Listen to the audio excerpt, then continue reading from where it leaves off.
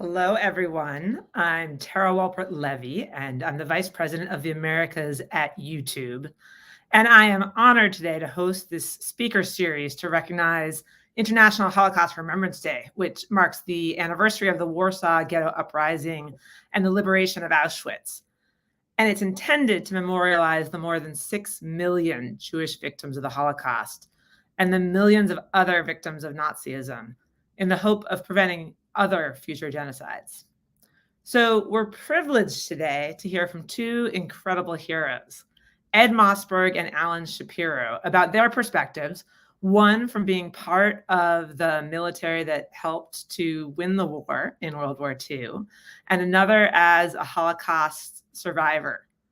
So Alan and Ed, welcome, and thank you so much for taking the time to share your memories with us. Thank you.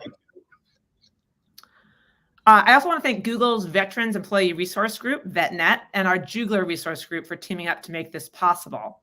And in particular, two Googlers who really made this happen, Jordana Karger and Molly Shapiro, who are Ed's granddaughter and Alan's daughter, respectively.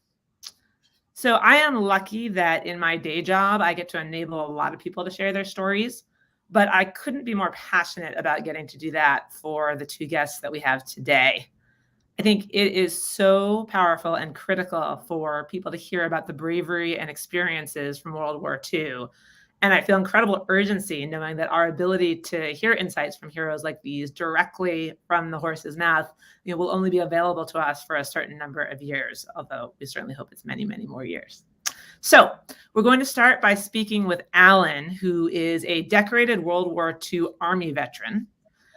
After Pearl Harbor, Alan lied about his asthma so that he could enlist in the Army Air Corps and join the war effort.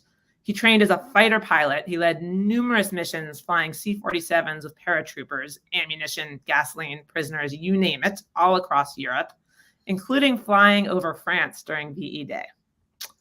So, Alan, I've heard that you always wanted to be a fighter pilot, but that it was Pearl Harbor that compelled you to enlist.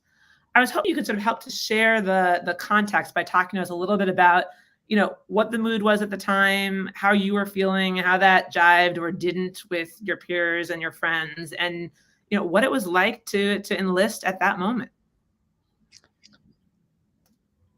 I had always wanted to fly. Even my 6th grade yearbook has me down as Alan wants to become a fighter pilot. Wow. On Pearl Harbor Day, I was playing touch football, a regular Sunday game on my high school athletic field.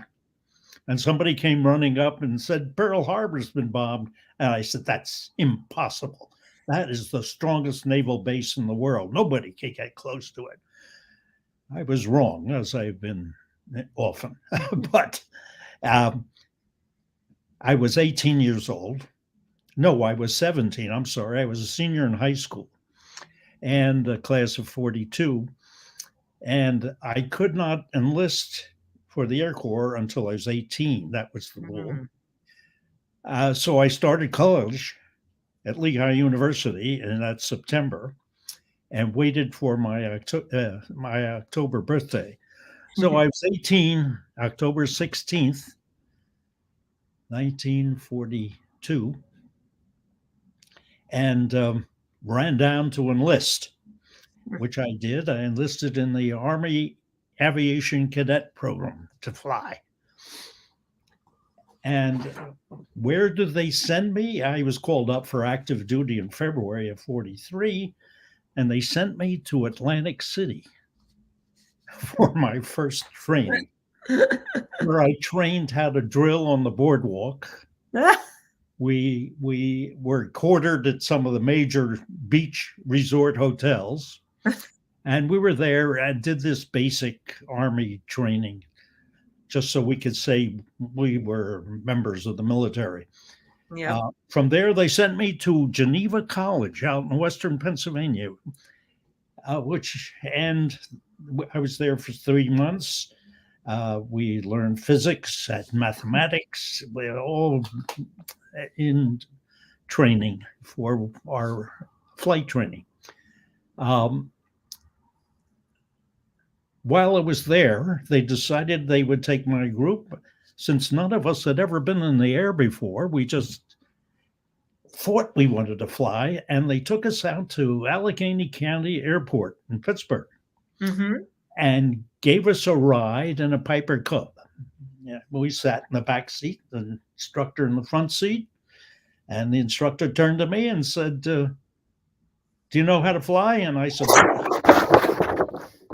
"I'm a member of the Jimmy Allen Flying Club." Well, the Jimmy Allen Flying Club was a club for youngsters that was sponsored by the Atlantic Richfield Oil Company at the time. And they, as my membership, they had sent me a blueprint how to fly. This blueprint showed what you do with the control stick to go up or down, left or right. So I said to the instructor, "Well, I think I know how to fly." He said, "Well, turn me to the left." I did, and I just followed my blueprint. And he says, "Well, now let me show you what flying's all about." And he then proceeds to take me through a series of loops and whatnot.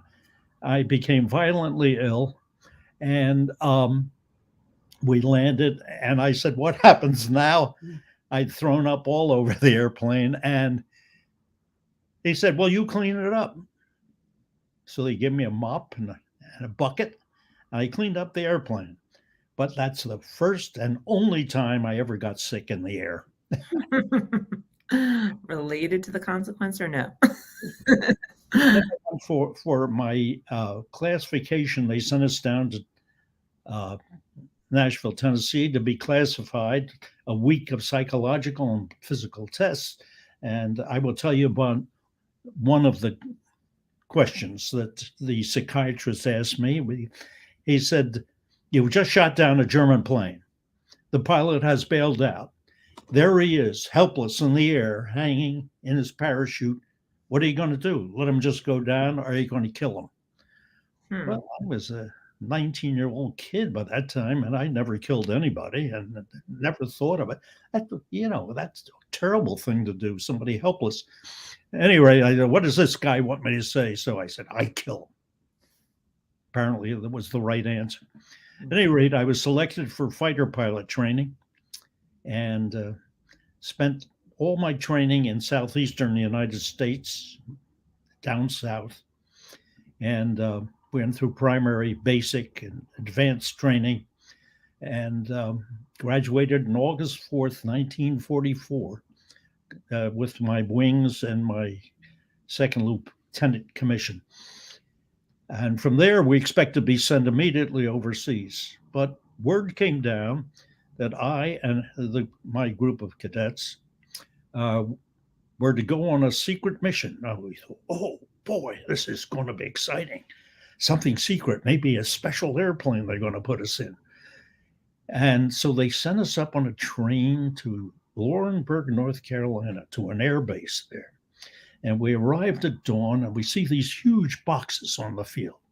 And we, "Oh, those are the new airplanes in there." And we get out, and we learned they were gliders, and they were going to train us. In addition to being fighter pilots, we were going to learn how to fly gliders for a special airborne mission in Europe. This did not sit well with any of us. We're fighter pilots. We wanted to fight, get the Nazis. And so we learned how to fly gliders. Unfortunately, some of the kids thought that, well, we're fighter pilots, and they tried to loop these gliders. It didn't work. We lost a few kids in training. And then they sent me overseas, newly formed fighter glider pilot, to England. I went overseas with 13,000 other troops on the Queen Mary, which was one of the Can you pause there for a second, Alan? I'm just curious, right? Because you're an amazing storyteller, right? And so I'm sort of like hanging on your everywhere, and it sounds like this like fun adventure, and yet you're 8, and in part of it was. But you're 18 years old. Someone shared, you lost more than a few of your peers to these crashes and things in training. I heard a third of the class never even sort of made it overseas, and now you're being sent to a massive war. Can you just share, did it feel all like a fun adventure? Were you afraid? Were you concerned? No, at that point, no. I was concerned that I was not going overseas as a fighter pilot, but as a glider pilot. And we arrived overseas, and no one there knew why we were there. And as so often happens in the military. And so they sent us to an air base that has been used where to pool glider, where the airplanes, the C-47 pool gliders or drop paratroopers. And to make a long story short, that's how I spent the rest of the war, flying a C-47, first from England, then from France, primarily supporting General Patton and his tanks, flying in gasoline for the tanks, flying in ammunition. And they would give us their prisoners if they had any. And sometimes they had them, sometimes they didn't. War is a horrible thing. You do horrible things. In some cases, and I think Ed would appreciate this, we at one time, we flew in to help one of Patton's groups, and they had some prisoners, and their sergeant said, "Don't care about them. You don't have to bother with them." And he said this to his sergeant, "Take them out and do what you have to do." He said to me, "That sergeant will take care of them. He had escaped from a Nazi concentration camp. He still has his number tattooed on his arm, and he'll take care of them."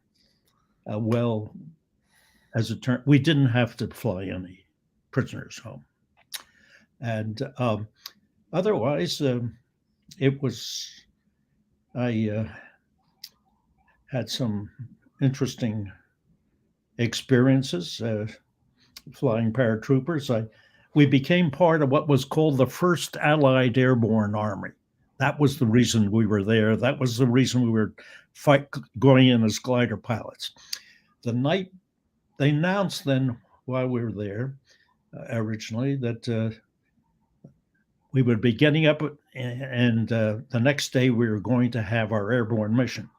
That night I sat down, tears streaming down my cheeks, wrote to my father and mother, thinking that I would never survive this thing. And because I was going down, and I had asked my commanding officer, "Well, what do I do once I've landed the glider?" He said, you try to fight your way back to our troops. So therefore, I didn't have much. Let me just tell you, they also gave me issued hand grenades. I mean, I'd never seen a hand grenade except in the movies. Yeah. And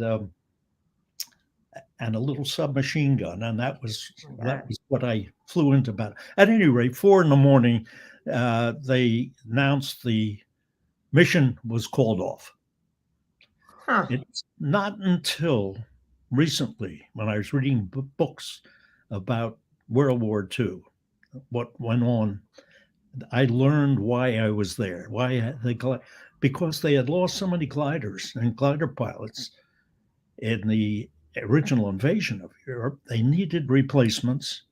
They wanted a major operation with the British up in Holland, and which became known as the Bridge Too Far, because it, unfortunately, I wasn't on that mission, but my squadron was, and had some startling stories to tell. But this was what we did. And, as a young kid, that's what I was, a kid, as were the others in my group. I think the oldest aviation cadet I ever met was one who was 27 years old. Wow. And he was a hero to us because he knew everything about everything. I can only imagine. Well, and so again, you describe with such casualness a bravery that I think most of us just find unfathomable. And I know when you're in the midst of things, sometimes you're moved by different things and you're kind of doing what you were there to do. But like, what kept you going, right? What and how aware were you? You mentioned Ed and the survivors of some of the camps. How aware were you of sort of how bad it was in terms of what was going on around you? Well, I remembered in high school, I remember Kristallnacht and reading about Kristallnacht when the German thugs, the Nazi thugs, uh, just harassed Jews wherever they were, smashed in window Jewish stores, burnt synagogues.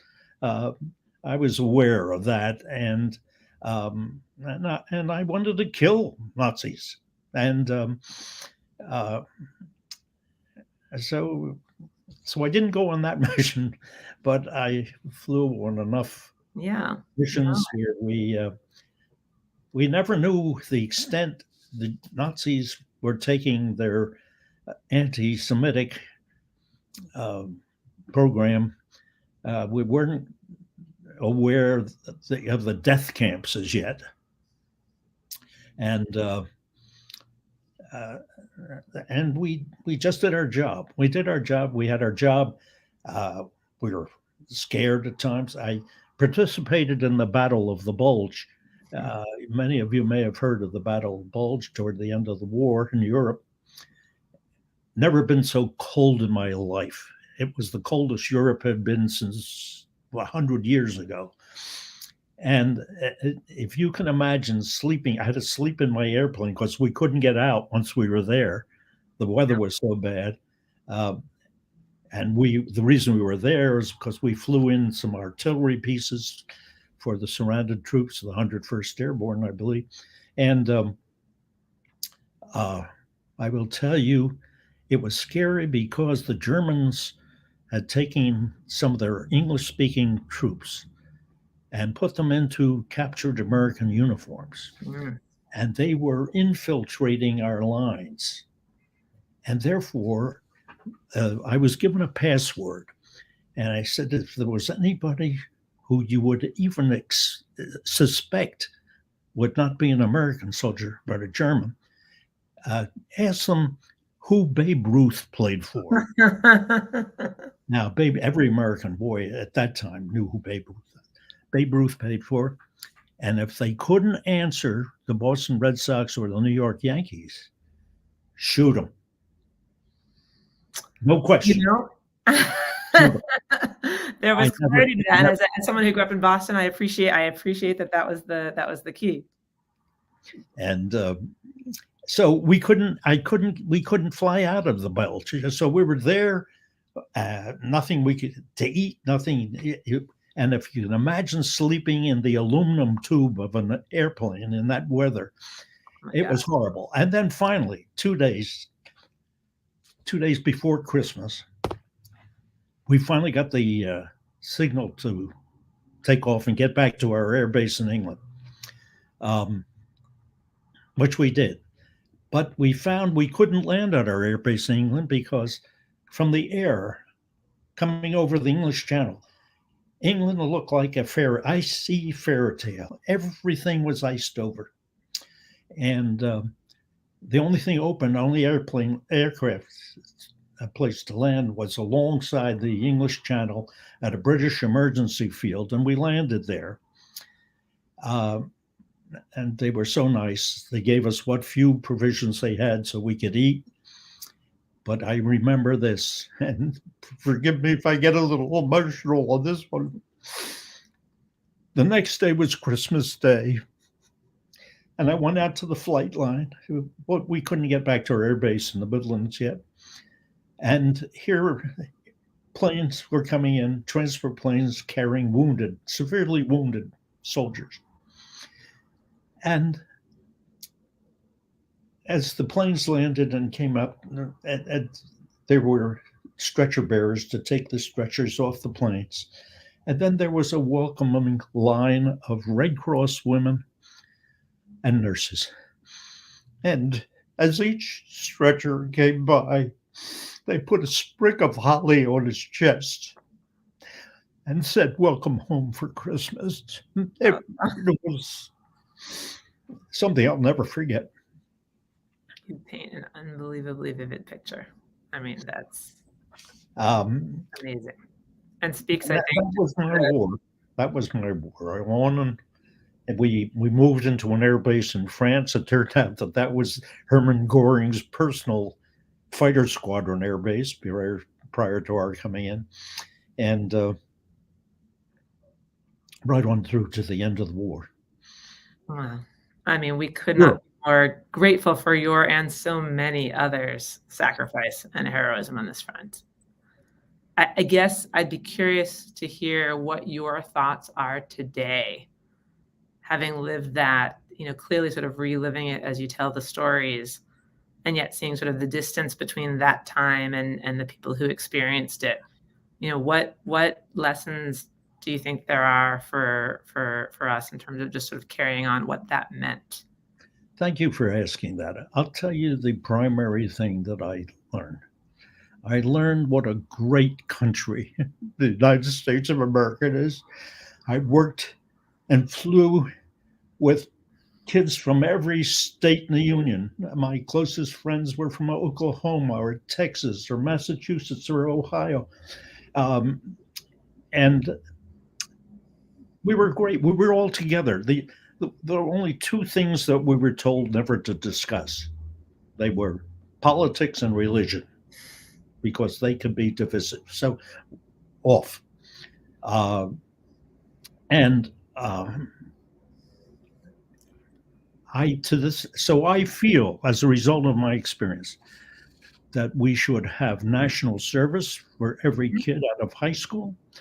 That then we will be cohesive.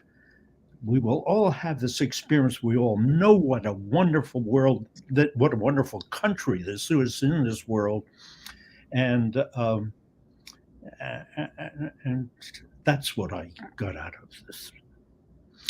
I love those messages. I believe in those messages. It's interesting. I'm starting to see, I have children who are going to be in high school soon, and I'm getting more and more notices about programs to do service and, to your point, transfers into different geographies around the country for exactly the purpose you're describing, uniting people and helping people to see the amazing corners of this country. And again, I think when you share with such heart and vividness and clarity what you fought for and the gifts that you've given us and what you want us to remember, I think that will make a difference. And so I really just appreciate you continuing to show up and to share your stories and to share those lessons. I'm so grateful, Alan.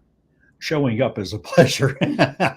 So, thanks, Tara. Good, my pleasure. All right, that is an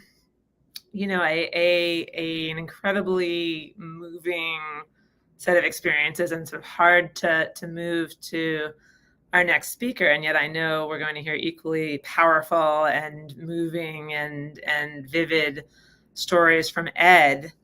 So Ed has prepared a speech to share with us some of the experiences that he had during the war. But your time to talk, okay? Pardon? Hi, Ed. Can I share a little of your amazing background before you start?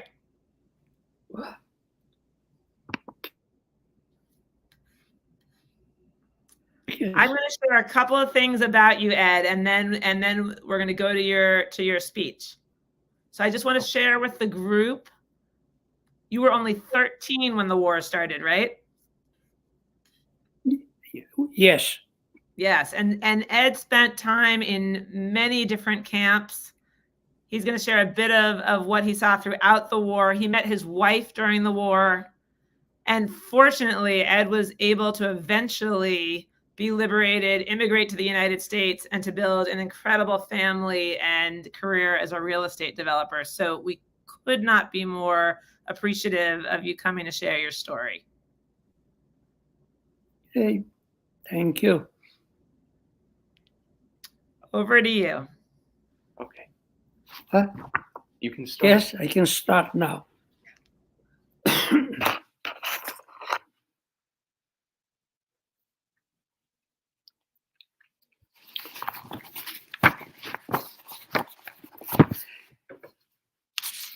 My name is Edward Mossberg. I am 96 years old and I am a Holocaust survivor. Over the years, I have spoken to tens of thousands of people and shared my experience during the Holocaust. I wish that I would not have to talk to you about the Holocaust and rather say that the Holocaust never happened, but it happened. And I have to tell you about the atrocity that were committed by the Nazi to the 6 million Jews. I was born in Krakow, Poland. I came from an intact family. I had a set of parents, 2 sisters, grandparents, and uncle and cousin. They were all murdered by the Germans. I lost my whole family. I was the only survivor. The Germans deprived me of my youth. My children do not know what is to have an aunt, uncle, cousin of a grandmother. For this, I will not forgive. And I, for this, never forget. Before the Holocaust, I had a good life. I came from an upscale family and had a privileged life until the age of 13. But that changed in 1939 when the war started. And then in 1941, my family and I were forced out of our homes, and all of us were moved into a small 2-bedroom apartment in Krakow ghetto. I was never scared, but I always worry about my family. Family was everything to me. During the Holocaust, I never had a home. Ghetto and concentration camp were where I live. Those were prisons. During the years of the war, I lived in the Krakow ghetto, as well as 3 concentration camps, Plaszow, Mauthausen, and Linz. I was young, just 13 years old when the war started, but I grew up fast. People ask me how I survived, and I tell them it was luck. No one was smarter than the other person. I escaped death many times. Each day that I survived was a day that I escaped death. One day, 4 people, some may have even been prisoners, tried to beat me to death with their whip. And this is the kind of a whip that tried to beat me. Okay? Here is the guy who is a witness to it.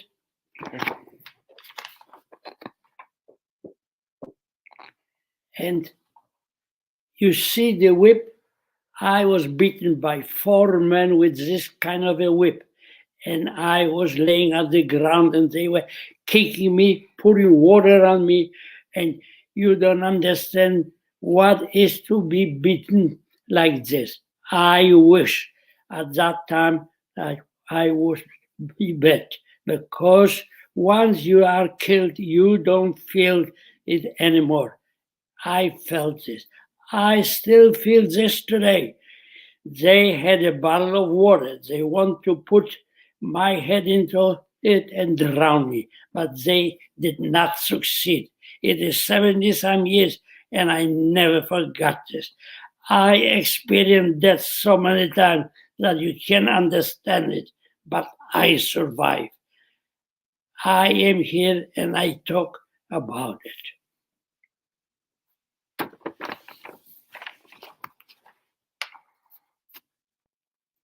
My father was murdered by the Germans on September 26, 1941.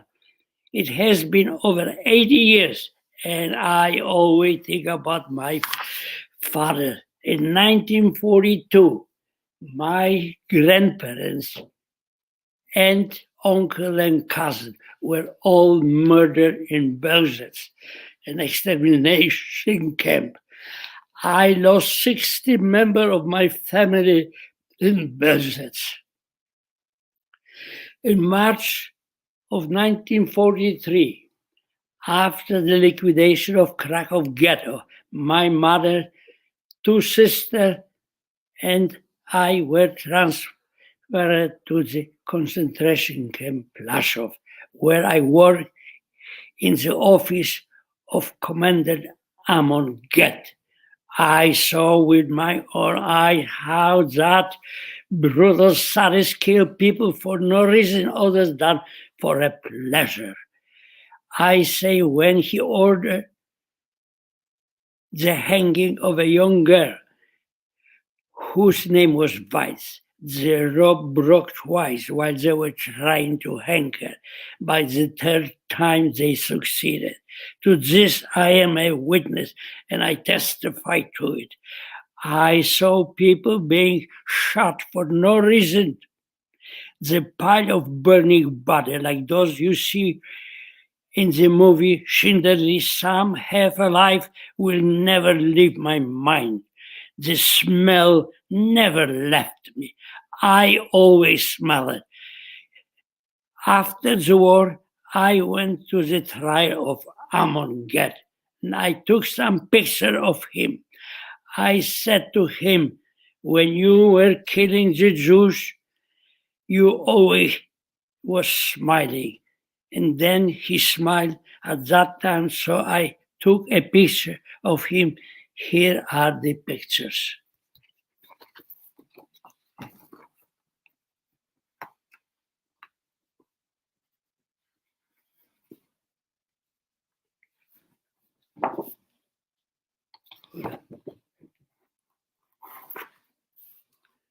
And here is the picture when the police moving him from one place to the other.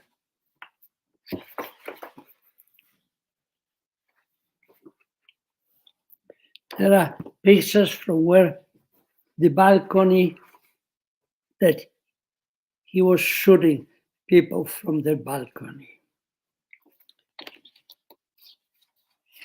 And here are a picture from the newspaper from 1946. There were 19 SS who were the murderers on Plaszow concentration camps.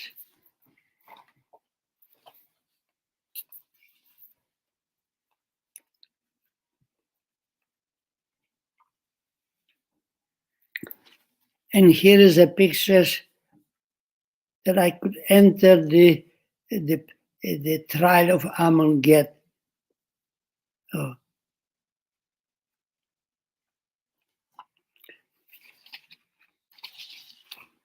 And this is a picture that the police is moving Amon Get from one building to the other, and this is when I took those pictures.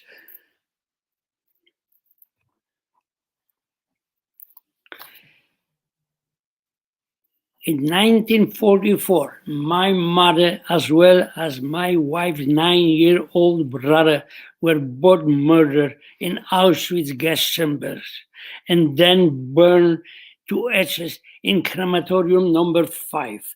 My mother was murdered on May 14, 1944. It is almost 70-some years since the SS took her to her death. I can still see my mother waving her hands towards me. It seemed like yesterday. If you saw Schindler's List, my mother wasn't that voice selection. Before they took her, I gave her a piece of a meat to her mouth. And she spit it out and she said, "It is not kosher and I cannot swallow this in memory of her father. My wife's mother was murdered in Plaszow by benzene injection to her heart. And then my wife saw when the Nazis were dragging her mother's body by the legs and they threw her into the fire. In 1944, my two sisters and one sister from my wife, along with thousands of others, were transported to Auschwitz. And in 1945, they were transported to the Stutthof concentration camp. They were led on a death march to the Baltic Sea. An estimate of 7,000 prisoners were lined up alongside the beach and shot. The next morning was liberation. In August 1944, my two sisters,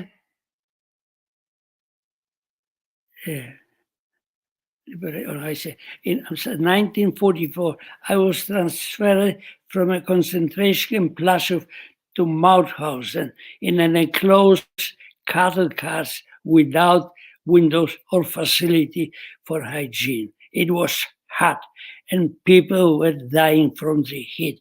If you have seen Schindler's List, I was on that train when it was being hosed down. In Mauthausen, I worked in the stone mine, carrying boulders up and down. The famous 186 death step.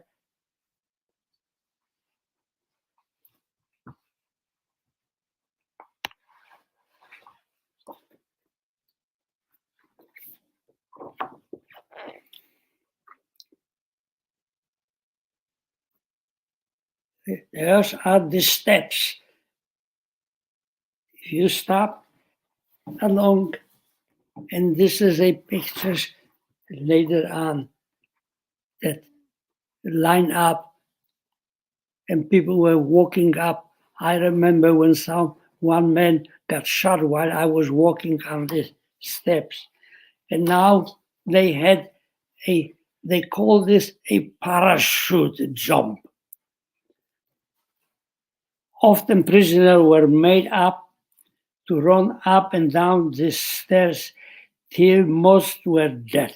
Sometimes the remaining ones would be made to jump off the top of the quarry. SS humor coined it, the parachute jump. In 1941, a large group of Jews from the Netherlands were given a special treatment. They were made to slide down the loose stone on the side of the staircase.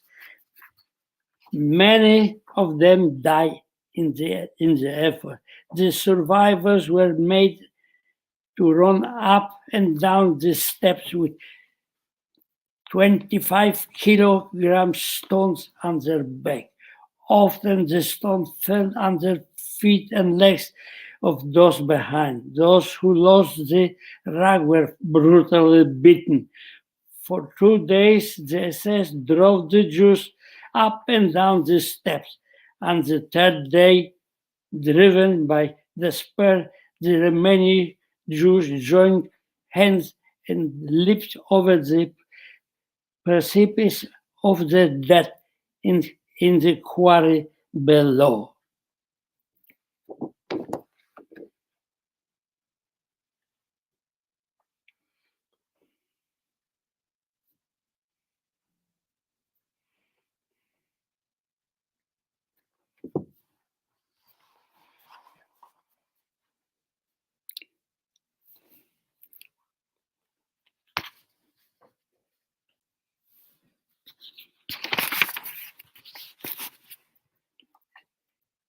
The same year, I was transferred to the concentration camp Linz. On May 5th, 1945, the day of liberation, the SS soldiers told us that the Americans were coming and there will be fighting. They said they want to save us. So they were taking us to the mountains, to some caves for protection. We have heard that the caves were set up with dynamite. So they brought us to the caves, but we never went into them. I do not remember why. Then someone said that the American passed by. So the SS took us back to the Linz concentration camp. As we were walking back, I saw a man standing in the middle of the road. He was dressed up in a black jacket and pointing a gun at the SS. And as we got closer, I realized that he was a Russian prisoner who had escaped from Linz a few days early. He told the SS, "Tell your men to drop their arms." The SS wanted to shoot him, but he had his gun out already, so he shot the SS man. At that point, all the prisoners jumped on the SS and disarmed them. There were roughly about 500 SS and several thousand of the prisoners. At that point, all prisoners jumped and SS disarmed. Bullets were flying all over. I did not join in that. I did not know how to use a gun.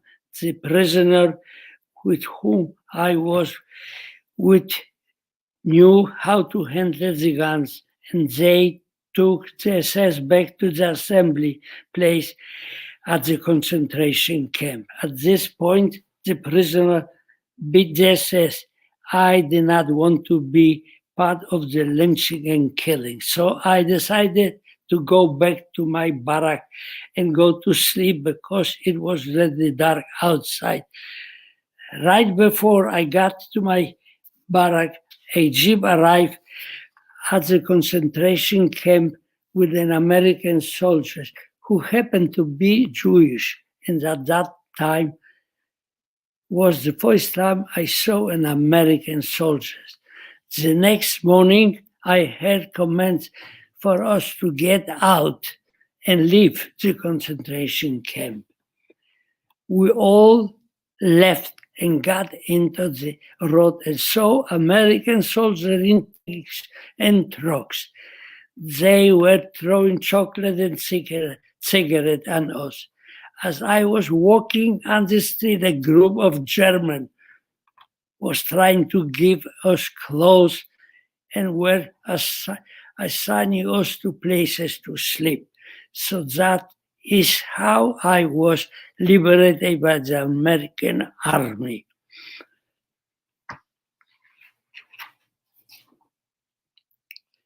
And here is a pictures of the American soldiers, okay?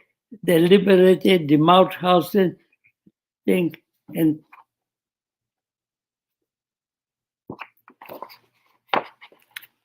you see the American soldiers right here, and this is the main entrance to the Mauthausen concentration camp.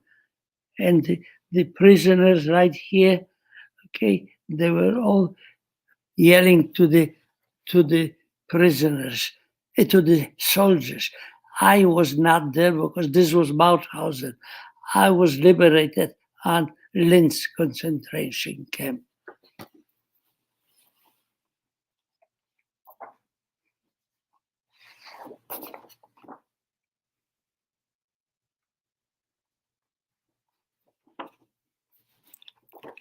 And by the way, this is a picture of me now, okay, in the uniform from Mauthausen.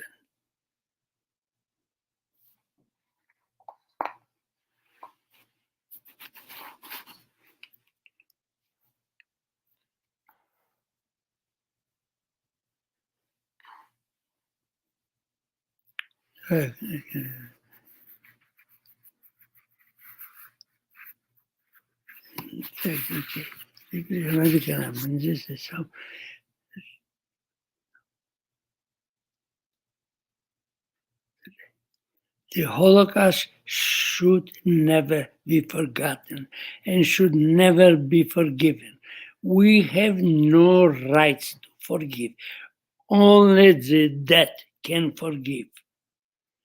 At this time, I would like to share with you how I met my beautiful wife, Cecile, of blessed memory. We were married for 72 years. Cecile, or Cesha, as I call her, was also a Holocaust survivor. She was only 12 years old at the start of the war. She also lost her entire family during the Holocaust, except for her father, who survived Buchenwald concentration camp. I met Cecile on December 3rd, 1942 in Wieliczka. This is a small town near Krakow. A group of people was brought to Wieliczka from Krakow ghetto to do cleaning after the Jews who had lived there were sent to Bulge's extermination camp. Cecile and I were at that group to do the cleaning. When the job was finished in Wieliczka, we were brought back to Krakow ghetto. In the ghetto inside, I sometimes saw Cecile on the street and then later in the concentration camp Plaszów. While we were in Wieliczka, people were exchanging pictures with one another, and Cecile gave me a picture of herself. Here is the picture.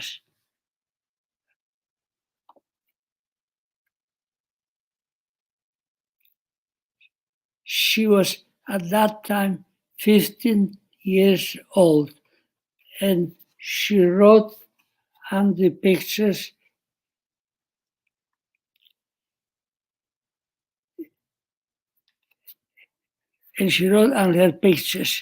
okay, here is a picture that I received. The picture.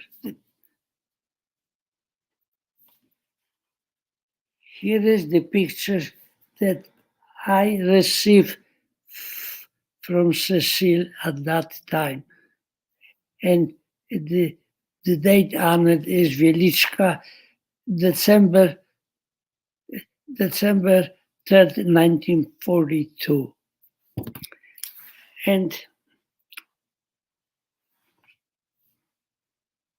And here is a necklace, okay, that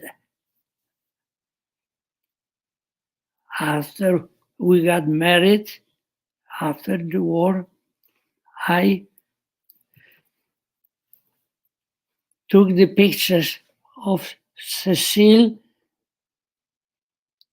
when she was in Wieliczka and put in that necklace, and I wear it all the time.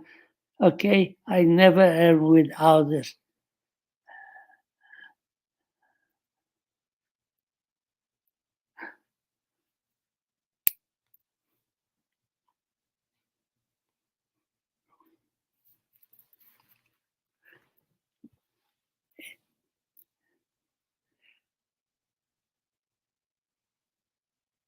I did not give anyone a picture of myself because I was not interested in it. But I kept that picture of Cecile along with a picture of my family brought through all the years in the different concentration camp.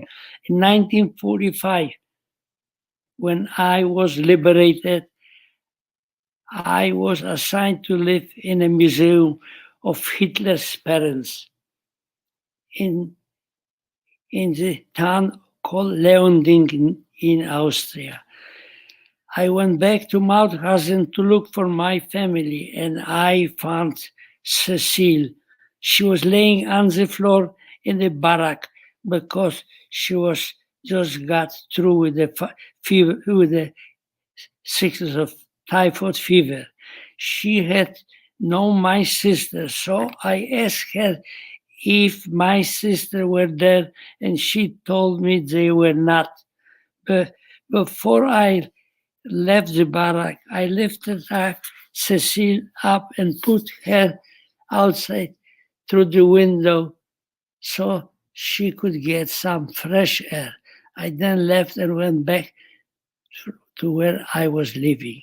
Later, and I heard that there were some survivors living in a farmhouse in Hart, Austria. So I went there. I saw Cecile there again, but I did not find my sisters. Then somebody said that there were some survivors from Krakow living in Hanover, Germany. You have to remember one thing, that there was no communication, that we were traveling all over Europe to look for some survivors. We find out there are some, Cecile and other people want to go there, but they were afraid to travel such a distance. I took some people with me, including Cecile, to Hanover to look for family members. No one was able to find any family members, so we returned back to the farmhouse in Hart.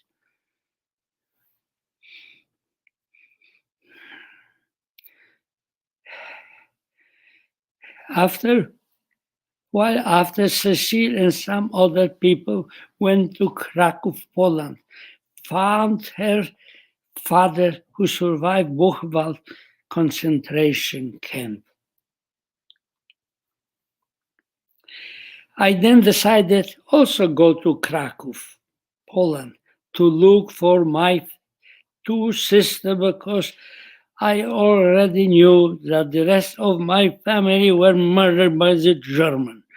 Once again, I found Cecile there working on the street. While I was walking on the street with Cecile, we met a woman, and I approached her and asked her where she was liberated from. Her answer was Stutthof concentration camp. She told me that my two sisters and my wife, one sister, were all murdered in Stutthof.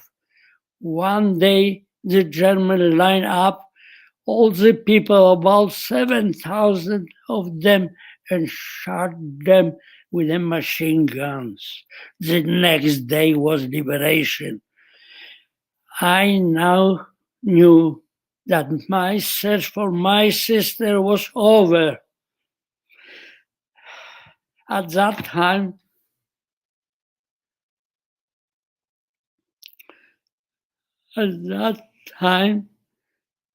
I was sick with tuberculosis. I don't have my sister's pictures here. It's okay. Mhm. Take some.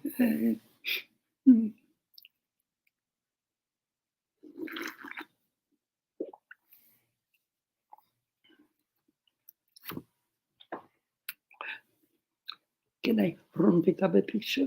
They're all Just waiting. 1 second. They're all waiting for you. What? Everyone is listening to you. No. Oh.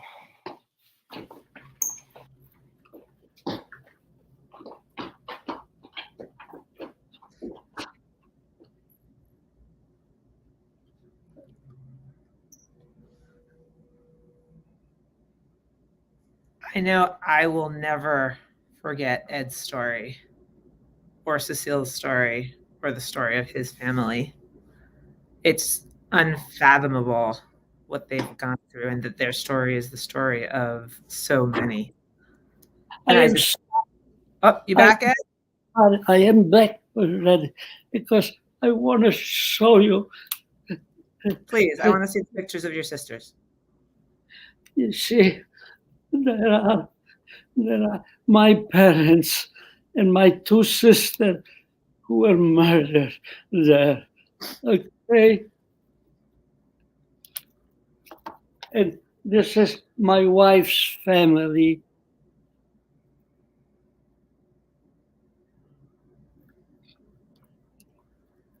Open this.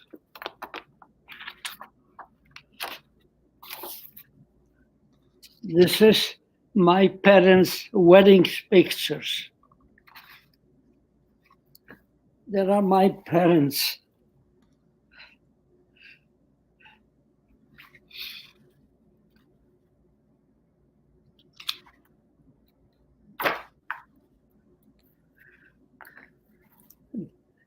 This is my sister, my younger sister. This is my older sister. That's all.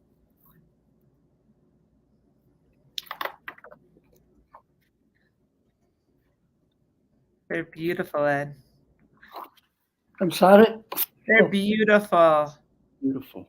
What? Beautiful. Oh, thank you.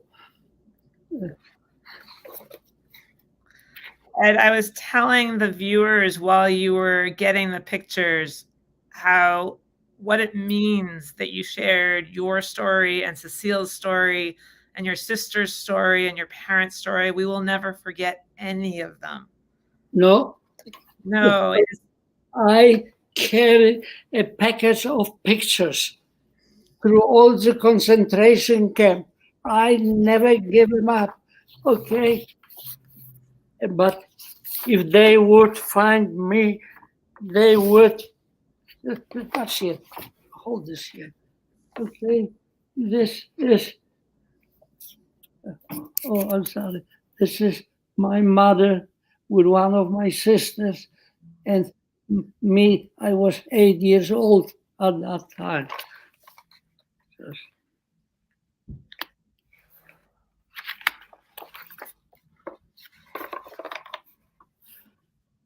Oh my goodness. My parents with my baby sister. I mean, this was that picture was taken in 1923. Wow. They're gorgeous. Oh. That is my mother, and that is my father. Okay. Help me this. Wow.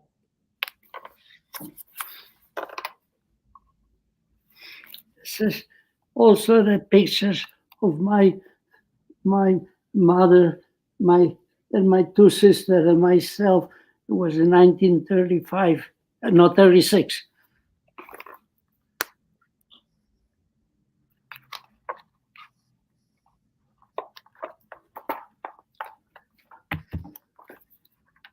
Open it there. And this is a picture of Jewish children in 1936. This is a summer camp, okay? And I carried those pictures through all the concentration camp, okay? I am right in front, and that picture sitting on the floor. Oh. You were younger than my children are now.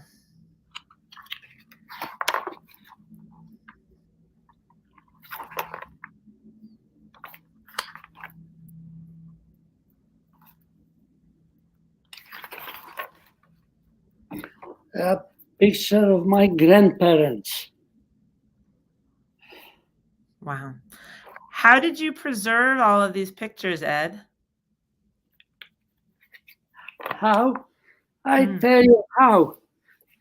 If you want to take chances to be killed, I took the chances. Okay, people couldn't believe it, but this is my uncle here. Okay, this is my cousin here. That's a little girl. Okay, Oh, wow. come on. Move.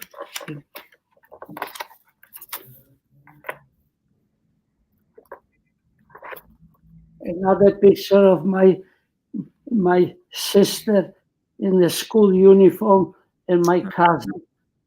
Oh, wow. Oh, it's a reminder of how quickly things can turn from so normal to so terrible. What?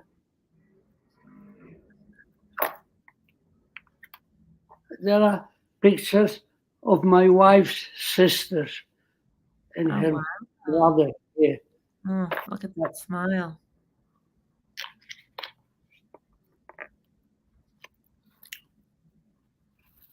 And that picture here in the middle is my wife. Okay, right. Oh my goodness. Wow. It's That picture is cool that you about have all of 90 these. years old.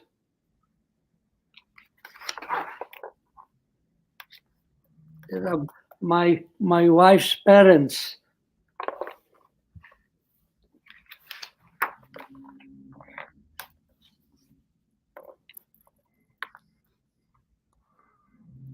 You see, the picture, come on.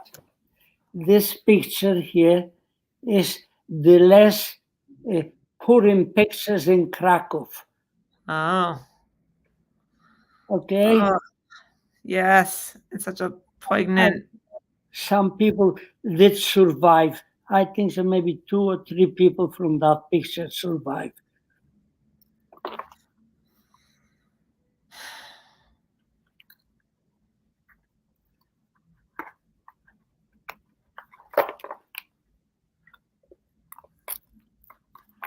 And there are pictures of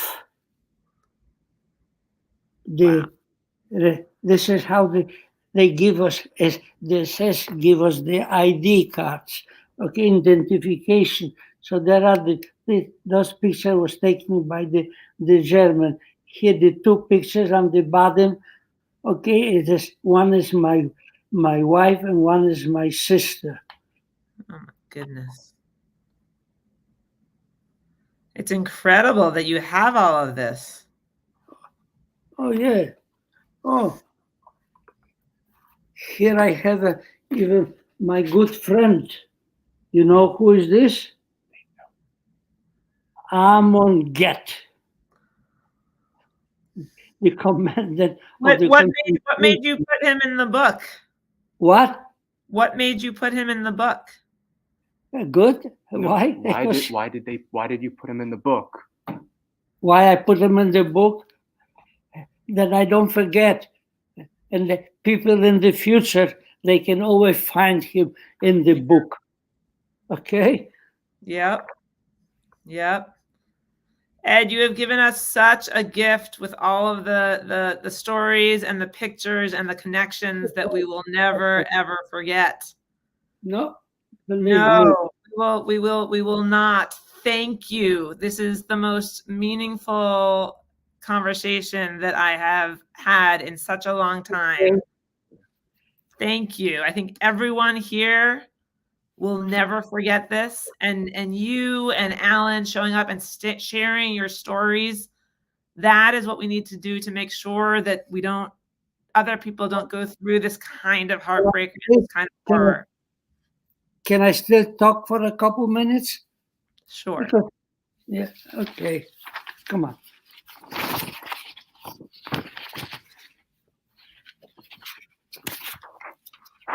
What is this?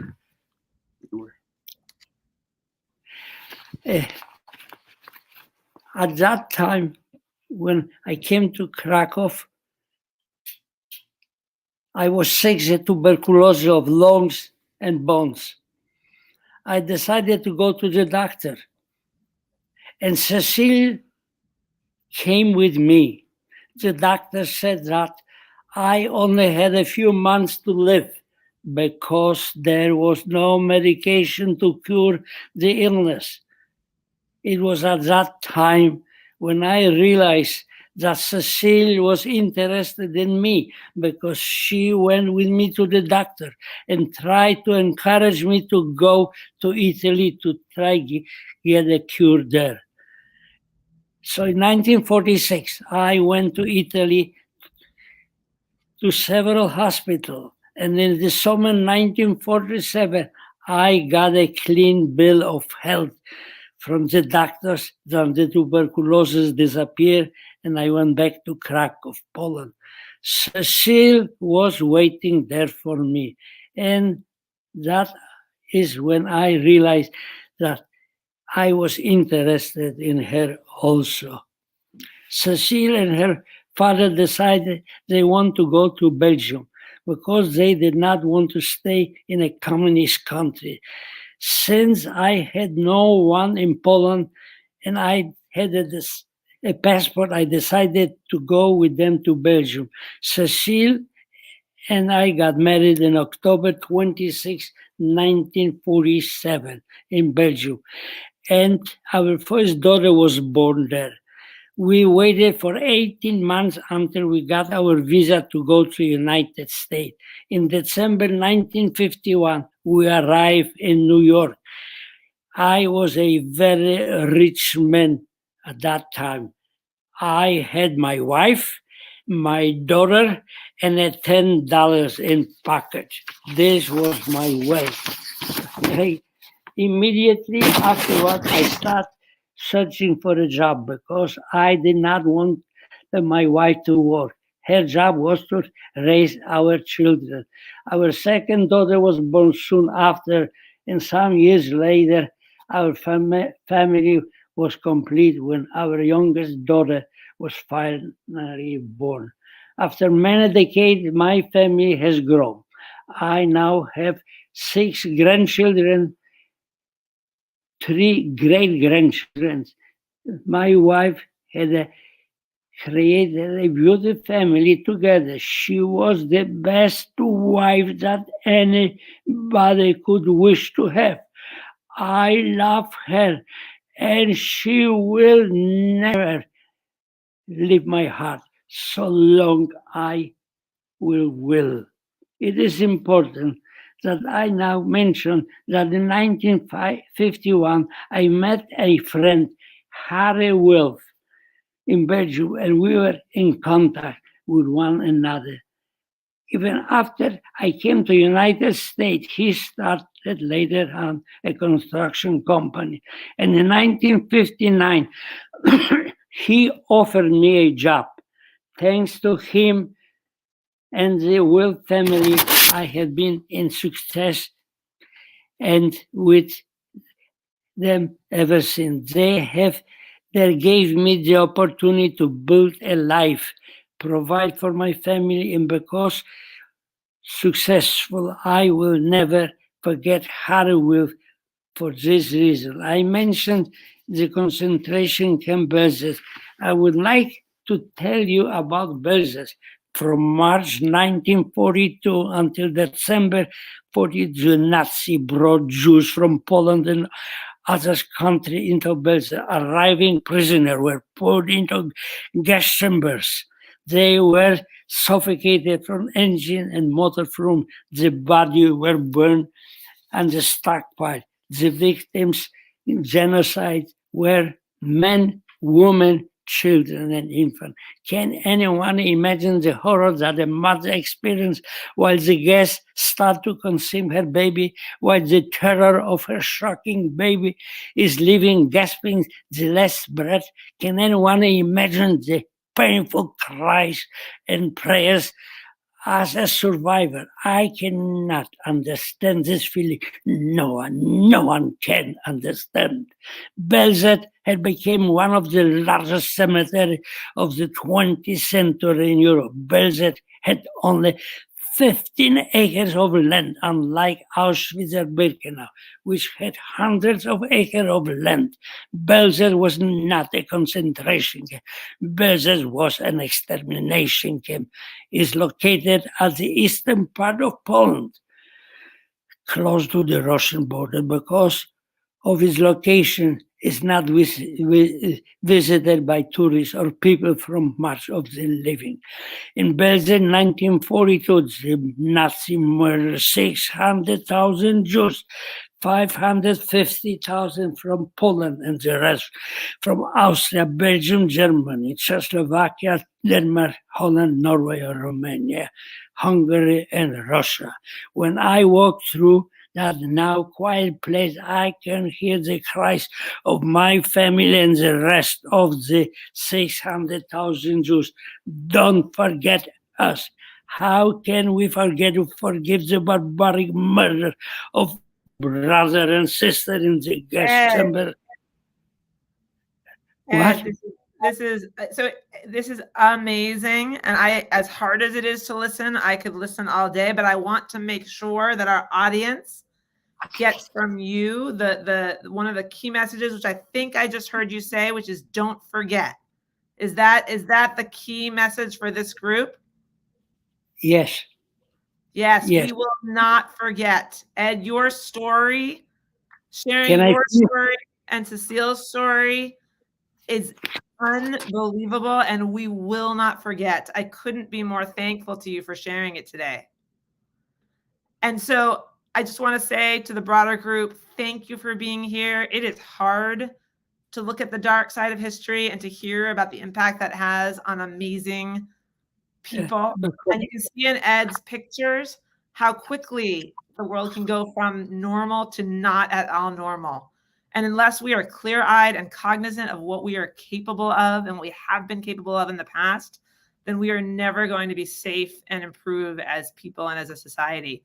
You know, I think that in addition, I think it was Alan or Ed mentioned, I think it was Alan who mentioned that a large number of people don't believe the Holocaust happened. Even those who do, most of them don't realize Germany was the most literate and cultured nation in the world, arguably. Hitler was democratically elected. These are the kinds of things that make stories from people like Ed and Alan so poignant, so important, so memorable, because those of us who forget history are going to be condemned to relive it. So I just want to thank you, Ed and Alan, and I want to thank you, everyone who turned in today, for truly helping to ensure that we never forget and to continue to share these stories. And we will come back to speakers like Ed and Alan and others and get to hear even more. But I just want to thank you for making this moment of Holocaust Remembrance Day something that certainly I, and I think everyone watching, will truly never forget. Thank you for being here.